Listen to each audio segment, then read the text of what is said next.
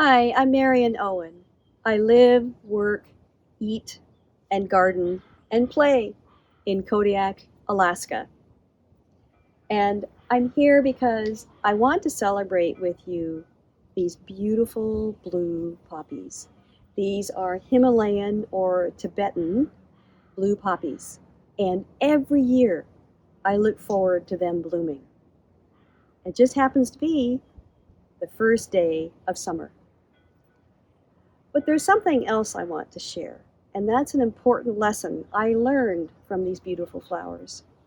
And it's something that became life-changing for me. And now I apply it to many things that I do in my life. So, here's my story. When we first moved to this property, one of the first things I wanted to do was grow these poppies because they thrive in these cooler climate conditions that we have here. We're officially a temperate rainforest, so that's pretty easy. Anyway, so I planted them and they started to grow, and then I thought, oh, I'll give them a little support because I know what they need, right? Because we get really strong winds from the northeast, 40 knots, 60 knots, and so on, and driving rain. So I'll give them a little support. So this is what I did. As the plants grew, I placed this circular wire support hoop with the legs around the shoots, so they would grow through these holes, right? And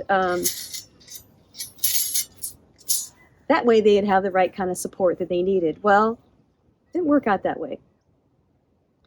One day, a storm blew up. It was actually a gale. And the next morning, I came out and I found that every single one of these stems had broken off right here. They just snapped right off.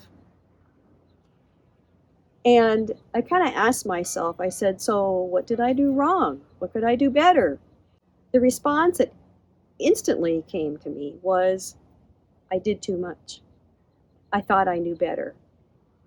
And Mom Nature already had this handled. So turns out that the lesson I learned was maybe not what I need to do in a situation, but maybe I don't need to do something. And that maybe doing less is better. I also learned this again this spring. I happen to love bumblebees. And in April or so, the queen bumblebees emerge from their winter hibernation.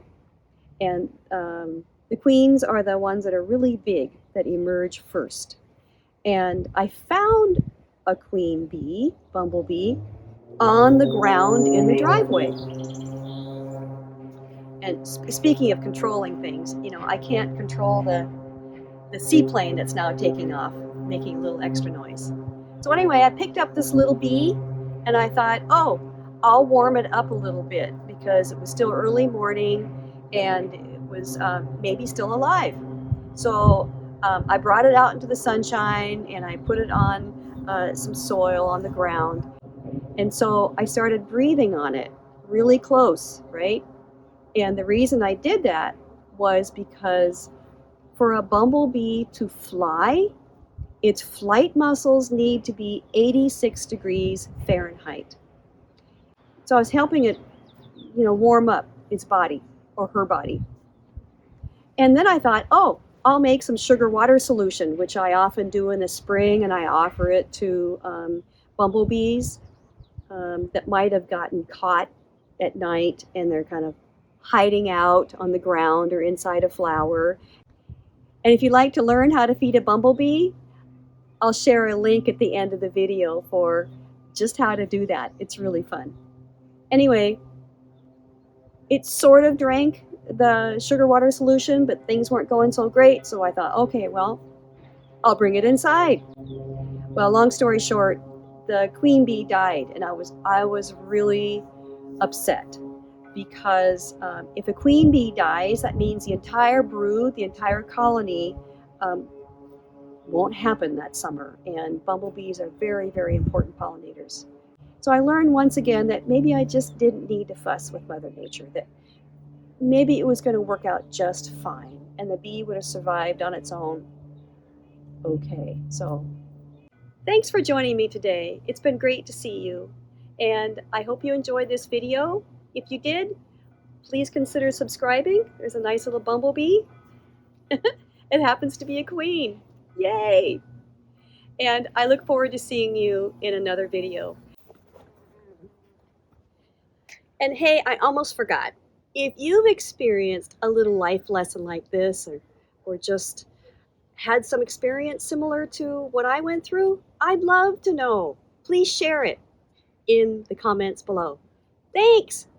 Meanwhile, you can find some articles I've written about blue poppies and bumblebees and gardening and life in general in the description below.